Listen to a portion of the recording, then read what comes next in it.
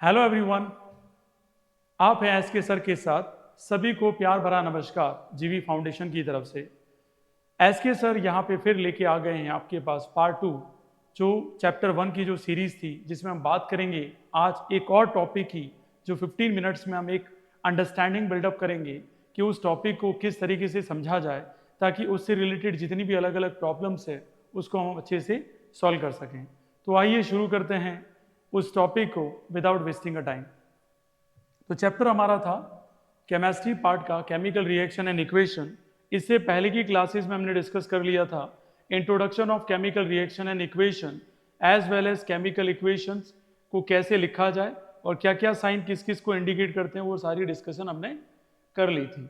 आज हम डिस्कस करेंगे, all my dear student, balancing the chemical equation. एक केमिकल इक्वेशन को कैसे बैलेंस किया जाए। तो यहाँ जो चीज़ें मैं समझा रहा हूँ बहुत अच्छे से समझिएगा। जहाँ कोई भी डाउट हो आप कमेंट कर लीजिएगा। किसी भी इक्वेशन को बैलेंस करने के लिए, मीन्स किसी भी केमिकल इक्वेशन को बैलेंस करने के लिए हमें हमेशा ध्यान रखना होगा कि जो टोटल नंबर ऑफ एलिमेंट है, ठीक है, एलिमेंट मीन्स हर एक एलिमेंट जो केमिकल रिएक्शन में पार्टिसिपेट करता है, चाहे वो रिएक्टेंट साइड हो, जो लेफ्ट हैंड साइड में होते हैं इक्वेशन के, वो हमेशा इक्वल होंगे नंबर्स में। जो एटम्स है किस साइड में, प्रोडक्ट जो बना है उसका on the right hand side of the equation. पहली कंडीशन तो ये होगी।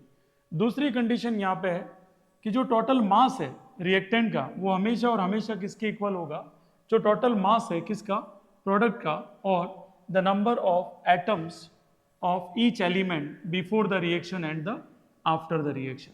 तो दो चीजें यहाँ बहुत अच्छे से समझी हमने।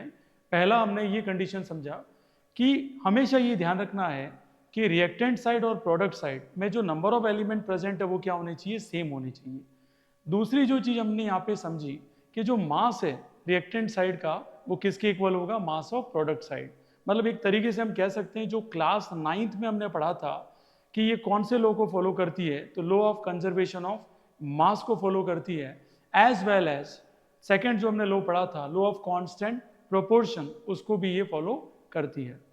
इसके आगे बात करें क्या क्या स्टेप इन्वॉल्व होती है किसी भी केमिकल इक्वेशन को बैलेंस करने के लिए, उसको हम थोड़ा सा समझते हैं डिटेल में। ठीक है, चीज़ें काफ़ी इजी हैं, आसान लैंग्वेज में मैं आपको समझा रहा हूँ। कहीं पर भी डाउट हो आप कमेंट करके मुझे समझाइएगा कि हाँ सर ये वापस एक बार समझा दें। Step involve in balancing a chemical equation. हम एक कंसिडर कर लेते हैं केमिकल रिएक्शन, जिसमें हम कंसिडर कर रहे हैं मैग्नीशियम का रिएक्शन ऑक्सीजन के साथ। एक तरीके से हम कह रहे हैं कि हम कौन सी रिएक्शन करवा रहे हैं, ऑक्सीडेशन करवा रहे हैं। क्या करवा रहे हैं डियर स्टूडेंट, ऑक्सीडेशन। ये समझने के लिए कि क्या क्या स्टेप्स इन्वॉल्व होती है किसी भी केमिकल रिएक्शन को बैलेंस करने के लिए, क्या करने के लिए, बैलेंस करने के लिए, तो वो चीज़ हम यहाँ पे समझने की कोशिश कर रहे हैं। स्टेप 1 में रहेगा कि हम फर्स्ट उसको क्या लिखें, वर्ड इक्वेशन लिख दें जो रिएक्शन हमें दे रखी है। तो वर्ड इक्वेशन हमने क्या लिखा, मैग्नीशियम प्लस ऑक्सीजन। तो पहले के लेक्चर में मैंने बताया था प्लस साइन यहाँ इंडिकेट करता है कि मैग्नीशियम के साथ कौन ऐड हो रहा है, ऑक्सीजन ऐड हो रहा है, और बनने वाला जो कंपाउंड है वो क्या है, मैग्नीशियम ऑक्साइड। और सिंगल एरो ये इंडिकेट करता है कि एक ही डायरेक्शन में रिएक्शन हो रही है। इट मीन्स एक बार रिएक्टेंट क्या बन गया, प्रोडक्ट बन गया, तो प्रोडक्ट से वापस रिएक्टेंट नहीं बन सकता। ठीक है, ये चीज हम पहले लेक्चर में डिस्कस कर चुके थे। स्टेप 2 कहती है कि इसका आप केमिकल इक्वेशन लिखो, जो सिंबल आपको पता है उसके हिसाब से। तो मैग्नीशियम का सिंबल क्या होता है, Mg होता है, और ऑक्सीजन अकेला ना आकर क्या आता है, एक तरीके से मोलिकुलर फॉर्म में आता है, क्योंकि ये फ्री स्टेट में एग्जिस्ट नहीं करता है। तो हमने लिख दिया यहाँ पे Mg प्लस क्या कर दिया O2, और यहाँ पे हमने लिख दिया मैग्नीशियम ऑक्साइड। तो एक तरीके से देखा जाए यहाँ सिंगल एक मैग्नीशियम है, इधर एक मैग्नीशियम है, लेकिन यहाँ दो ऑक्सीजन है और इधर एक ऑक्सीजन है। तो ये एक तरीके से कैसी इक्वेशन है, अनबैलेंस इक्वेशन है। और ऑल माय डियर स्टूडेंट, इसी इक्वेशन का दूसरा नाम है स्केलेटल इक्वेशन। क्या बोलते हैं डियर स्टूडेंट, स्केलेटल इक्वेशन। ये बात का थोड़ा सा ध्यान रखना, इसको करेक्ट कर लेना, स्केलेटल इक्वेशन बोलते हैं इसको। ठीक है, तो स्केलेटल इक्वेशन। अब स्टेप 3 क्या है, हम यहाँ पे काउंट करेंगे कि कितने मैग्नीशियम है कितने ऑक्सीजन है, जैसा कि मैंने आपको बोला। तो स्टेप 3 क्या है उसको थोड़ा अच्छे से समझते हैं, all my dear student. Count the number of atoms of an element occurring left hand side और राइट हैंड साइड। तो लेफ्ट हैंड साइड में अगर हम देखते हैं तो मैग्नीशियम 1 है, और राइट हैंड साइड में जब प्रोडक्ट बन गया तब भी मैग्नीशियम 1 है। लेकिन दिक्कत आ रही है ऑक्सीजन में कि रिएक्टेंट साइड में ऑक्सीजन कितने हैं, 2 है, लेकिन प्रोडक्ट साइड में कितना है, 1 है। तो यहाँ एक तरीके से अनबैलेंस हो गया। मीन्स अगर आपको ये क्वेश्चन भी पूछ लिया जाए कि इस रिएक्शन में अनबैलेंस एलिमेंट कौन है, तो आप बिल्कुल बिना घबराए आंसर दे सकते हैं कि सर यहाँ पे अनबैलेंस कौन है।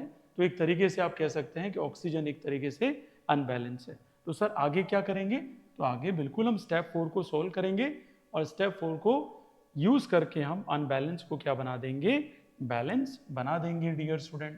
तो यहाँ हमने क्या किया, to balance a chemical equation, first draw, box हमने ड्रॉ कर दिया around each formula, and do not change anything inside the box, और उस बॉक्स के अंदर कोई भी हम चेंज नहीं करेंगे।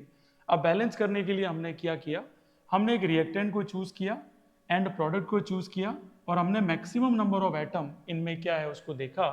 इन that compound select the element which has the maximum number of atoms, और in this equation we shall select MgO is the magnesium oxide and the element oxygen in it. तो यहाँ से एक ऑक्सीजन को हमने consider किया क्योंकि वही यहाँ एक तरीके से क्या है, अनबैलेंस सिचुएशन में है, ठीक है, अनबैलेंस कंडीशन में है।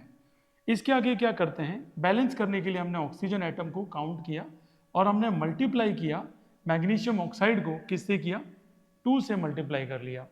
तो जैसे हमने 2 से मल्टीप्लाई किया राइट हैंड साइड में, तो हम इक्वेशन को एक्सप्रेस कर दिया 2MgO।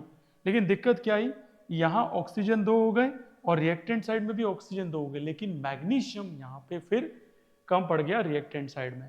तो उसके लिए आगे हम सॉल्व करेंगे स्टेप नंबर 5। तो तुमने देखा मैग्नीशियम रिएक्टेंट साइड में 1 है, लेकिन प्रोडक्ट साइड में 2 हो गए। ऑक्सीजन रिएक्टेंट साइड में 2 है, प्रोडक्ट साइड में 2 है। मीन्स अभी ऑक्सीजन एक तरीके से बैलेंस एलिमेंट है, एंड मैग्नीशियम एक तरीके से अनबैलेंस एलिमेंट हमें दिखाई दे रहा है। इसके आगे देखें और समझें तो आपको ये पता चल गया कि यहाँ 2 का मतलब ये होता है, अगर आगे 2 मल्टीप्लाई है मीन्स ये 2 मैग्नीशियम को भी इंडिकेट करता है और ऑक्सीजन को भी इंडिकेट करता है। स्टेप 5 को समझते हैं, स्टेप 5 में हमें क्या करना है। तो स्टेप 5 में हमें मैग्नीशियम को क्या करना होगा, बैलेंस। तो यहाँ 2 oxygen atom either side of the equation, but magnesium अकेला है, और इसको हम करेंगे क्या, रिएक्टेंट साइड में बैलेंस करेंगे, किसको देखते हुए, प्रोडक्ट साइड को देखते हुए। तो हमने मैग्नीशियम को किससे मल्टीप्लाई कर दिया, 2 से मल्टीप्लाई कर दिया। ऑल माय डियर स्टूडेंट, हमने उसे 2 से मल्टीप्लाई कर दिया, ठीक है, on the left hand side. तो हमने देखा मैग्नीशियम भी यहाँ 2 मल्टीप्लाई किया, तो रिएक्टेंट साइड में भी 2 है, प्रोडक्ट साइड में भी 2 है। ऑक्सीजन को देखा जाए तो रिएक्टेंट साइड में भी 2 है और प्रोडक्ट साइड में भी 2 है। एक तरीके से हमें बैलेंस इक्वेशन मिल गई, 2MgO2 देन 2MgO। तो हम ये कह सकते हैं कि जो नंबर ऑफ एटम्स है ईच एलिमेंट ऑफ रिएक्टेंट, वो किसके बराबर होना चाहिए, number of atoms of each element of product side. ये किसको फॉलो करता है, लॉ ऑफ कांस्टेंट प्रोपोर्शन को फॉलो करता है। इसका स्टेटमेंट है कि जो नंबर ऑफ एलिमेंट्स है वो किसी भी केमिकल रिएक्शन में left hand side means reactant side हो या प्रोडक्ट साइड हो, दोनों में कैसे होते हैं, बराबर होते हैं बेटा, कैसे होते हैं, इक्वल होते हैं, ठीक है। चलिए नेक्स्ट समझते हैं स्टेप नंबर 6। तो स्टेप नंबर 6 में यहाँ हमें ये चीज़ समझनी है या जाननी है कि writing a specific condition on the arrow.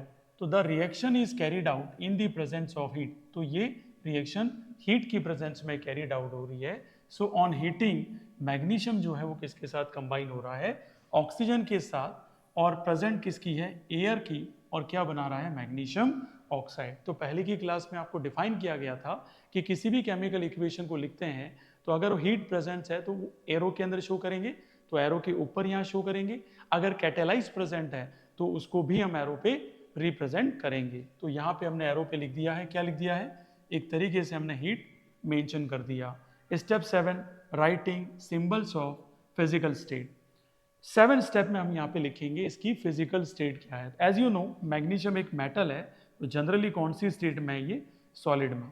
Oxygen एक गैस है, ठीक है, तो यहाँ हमने इसकी डिफाइन कर दी गैसियस स्टेट। और जब मैग्नीशियम ऑक्साइड बनेगा तो ये कौन सी स्टेट लेके आएगा, सॉलिड स्टेट लेके आएगा। तो ये 7th स्टेट में हम डिफाइन करते हैं कि इसके अंदर स्टेट्स ऑफ मैटर क्या है, सॉलिड है या लिक्विड है या गैस है। तो हमने इस पूरे वीडियो में ये चीज़ समझी कि किसी भी इक्वेशन को बैलेंस करने के लिए हमें 7 स्टेप्स यहाँ पे हमने फॉलो किए। ज़रूरी नहीं है कि हर केमिकल रिएक्शन को आपको बैलेंस करने के लिए 7 स्टेप लिखने हैं। आपको इतना नॉलेज होना चाहिए कि वो 5 में बैलेंस हो रही है या 6 में बैलेंस हो रही है, उसका आपको नॉलेज होना चाहिए। ठीक है, उम्मीद है आपको ये पार्ट 2 का बैलेंसिंग कैसे करना है किसी केमिकल इक्वेशन को अच्छी तरीके से समझ में आया होगा। तो मिलते हैं नेक्स्ट पार्ट में। So thank you so much, class is over. Join GV foundation for your bright future. आपका दिन शुभ रहे।